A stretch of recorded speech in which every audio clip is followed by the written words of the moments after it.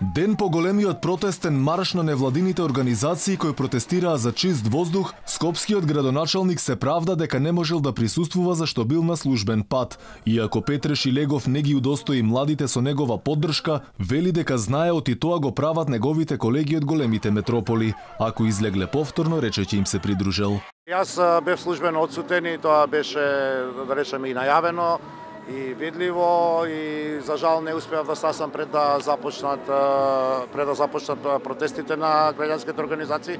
Секогаш стојам и со добар дел од тие луѓе кои што се во организацијата имаат добра соработка токму со градот Скопје.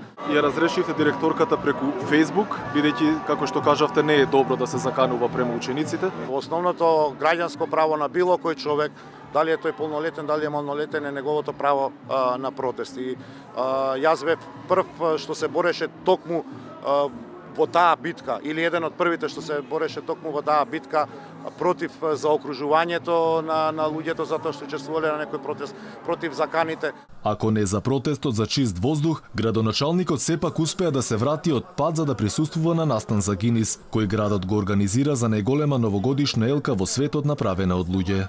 Мислам дека успеавме да го надминеме рекордот, да почекаме тоа да биде и официјално. Зошто не застанавте да видите врвот, клучниот лампион на елката? Па јас бев темелот на елката и видов дека застана во неговото стебло.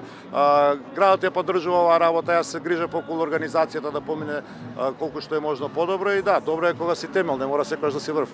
И додека градските власти се занимаваат со организации на настан од типот на елка за Гинис, граѓаните негодуваат, но и критикуваат дека е премногу загадено. Токму тоа беше и клучниот мотив на учениците да излезат на протестен марш и да испратат порака дека повеќе не сакаат да живеат во ваква метропола. Протестите велат ќе продолжат се до исполнување на сите барања. Вела дека ќе се протестирало не само во Скопје, туку и во внатрешноста. Инаку граѓаните и денеска дишат загаден воздух во главниот град, но и во повеќе градови низ државата.